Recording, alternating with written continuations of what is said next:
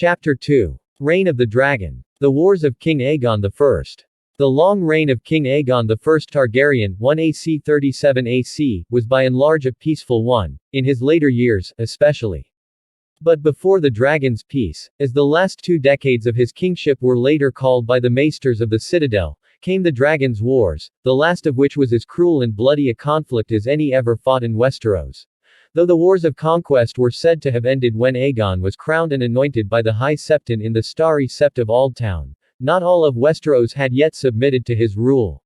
In the Bight, the lords of the Three Sisters had taken advantage of the chaos of Aegon's conquest to declare themselves a free nation and crown Lady Marla of House Sunderland their queen. As the Arryn fleet had largely been destroyed during the conquest, the king commanded his Warden of the North, Torrhen Stark of Winterfell, to end the Sistermen's rebellion, and a northern army departed from White Harbor on a fleet of hired Bravo Sea galleys, under the command of Sir Warwick Manderley.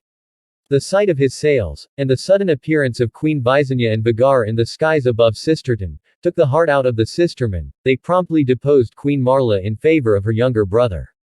Steffan Sunderland renewed his fealty to the Eyrie, bent the knee to Queen Visenya, and gave his sons over as hostages for his good behavior, one to be fostered with the Manderleys, the other with the Arryns. His sister, the deposed queen, was exiled and imprisoned. After 5 years, her tongue was removed, and she spent the remainder of her life with the Silent Sisters, tending to the noble dead. On the other side of Westeros, the Iron Islands were in chaos. House Hoare had ruled the Ironmen for long centuries, only to be extinguished in a single night when Aegon unleashed Balerian's fires on Harrenhal. Though Harren the Black and his sons perished in those flames, Corin Volmark of Harlaw, whose grandmother had been a younger sister of Harren's grandsire, declared himself the rightful heir of the Black line, and assumed the kingship. Not all Ironborn accepted his claim, however. On Old Wick, under the bones of Naga the Sea Dragon, the priests of the drowned god placed a driftwood crown on the head of one of their own, the barefoot holy man Lodos, who proclaimed himself the living son of the drowned god and was said to be able to work miracles. Other claimants arose on Great Wick, Pike, and Orkmont, and for more than a year their adherents battled one another on land and sea. It was said that the waters between the islands were so choked with corpses that krakens appeared by the hundreds, drawn by the blood. Aegon Targaryen put an end to the fighting. He descended on the islands in 2 AC, riding Balerion. With him came the war fleets of the Arbor, Highgarden, and Lannisport, and even a few longships from Bear Island dispatched by Torrhen Stark. The Ironmen, their numbers diminished by a year of fratricidal war, put up little resistance. Indeed, many hailed the coming of the dragons. King Aegon slew Corin Volmark with Blackfire, but allowed his infant son to inherit his father's lands and castle. On Old Wick, the priest King Lodos, purported son of the drowned god, called upon the krakens of the deep to rise and drag down the invaders' ships. When that failed to happen, Lodos filled his robes with stones and walked into the sea, to seek my father's counsel. Thousands followed. Their bloated, crab-eaten bodies washed up on the shores of Old Wick for years to come. Afterward, the issue arose as to who should rule the Iron Islands for the king. It was suggested that the Ironmen be made vassals of the Tullys of Riverrun or the Lannisters of Castle Rock. Some even urged that they be given over to Winterfell. Aegon listened to each claim, but in the end decided that he would allow the Ironborn to choose their own Lord Paramount. To no one's surprise, they chose one of their own, Viken Greyjoy, Lord Reaper of Pike. Lord Viken did homage to King Aegon, and the dragon departed with his fleets. Greyjoy's writ extended only to the Iron Islands, however, he renounced all claim to the lands House Hoare had seized upon the mainland. Aegon granted the ruined castle of Harrenhal and its domains to Sir Quentyn Caharis, his master-at-arms on Dragonstone, but required him to accept Lord Edmund Tully of Riverrun as his liege lord. The new-made Lord Quentyn had 2 strong sons and a plump grandson to assure the succession, but as his first wife had been carried off by spotted fever 3 years earlier, he further agreed to take one of Lord Tully's daughters as his bride. With the submission of the Three Sisters and the Iron Islands, all of Westeros south of the Wall was now ruled by Aegon Targaryen, save Dorne alone. So it was to Dorne that the dragon next turned his attention. Aegon first attempted to win the Dornishmen with words, dispatching a delegation of High Lords, Maesters, and Septons to Sunspear to treat with Princess Marya Martell, the so-called Yellow Toad of Dorne, and persuade her of the advantages of joining her realm to his. Their negotiations continued for the best part of a year, but achieved nothing. The start of the First Dornish War is generally fixed at 4 AC, when Rhaenys Targaryen returned to Dorne. This time she came with fire and blood, just as she had threatened. Riding Merryxes, the queen descended out of a clear blue sky and set the planky town ablaze, the fires leaping from boat to boat until the whole mouth of the Greenblood was choked with burning flotsam, and the pillar of smoke could be seen as far away as Sunspear. The denizens of the floating town took to the river for refuge from the flames, so fewer than 100 died in the attack, and most of those from drowning rather than dragonfire. But first blood had been shed.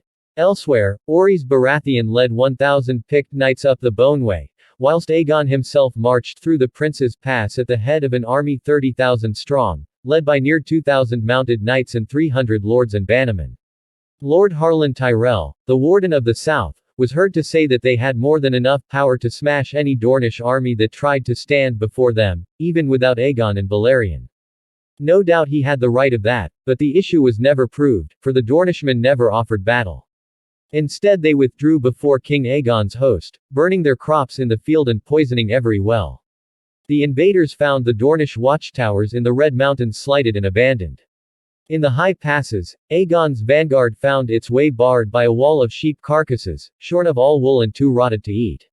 The king's army was already running short of food and fodder by the time they emerged from the Prince's Pass to face the Dornish sands. There Aegon divided his forces, sending Lord Tyrell south against Uthor Uller, Lord of the Hellholt, whilst he himself turned eastward, to besiege Lord Fowler in his mountain fastness Skyreach. It was the second year of autumn, and winter was thought to be close at hand. In that season, the invaders hoped, the heat in the deserts would be less, water more plentiful. But the Dornish sun proved unrelenting as Lord Tyrell marched toward Hellholt. In such heat, men drink more, and every waterhole and oasis in the army's path had been poisoned. Horses began to die, more every day, followed by their riders. The proud knights discarded their banners, their shields, their very armor. Lord Tyrell lost a quarter of his men and almost all his horses to the Dornish sands, and when at last he reached the Hellholt, he found it abandoned. Orys Baratheon's attack fared little better. His horses struggled on the stony slopes of the narrow, twisting passes, but many balked completely when they reached the steepest sections of the road, where the Dornish had chiseled steps into the mountains. Boulders rained down on the Hands Knights from above, the work of defenders the Stormlanders never saw. Where the Boneway crossed the river Wyl, Dornish archers suddenly appeared as the column was making its way across a bridge, and arrows rained down by the thousands. When Lord Orys ordered his men to fall back, a massive rockfall cut off their retreat. With no way forward and no way back, the Stormlanders were butchered like hogs in a pen. Orys Baratheon himself was spared, along with a dozen other lords thought worth the ransom, but they found themselves captives of Wyl, the savage mountain lord called Widow Lover. King Aegon himself had more success. Marching eastward through the foothills, where runoff from the heights provided water and game was plentiful in the valleys, he took the castle Skyreach by storm, won Euronwood after a brief siege. The Lord of the Tor had recently died, and his steward surrendered without a fight.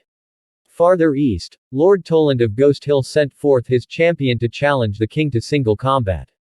Aegon accepted and slew the man, only to discover afterward that he had not been Toland's champion, but his fool.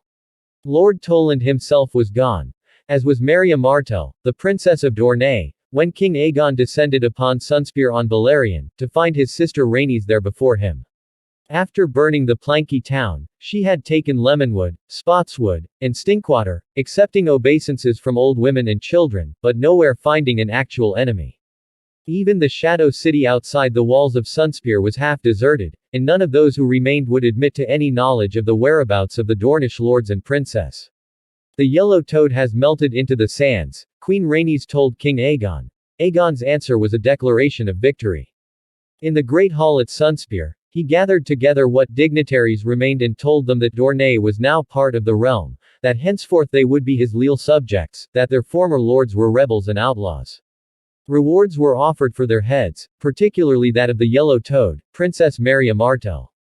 Lord John Rosby was named Castellan of Sunspear and Warden of the Sands, to rule Dorne in the king's name. Stewards and castellans were named for all the other lands and castles the conqueror had taken.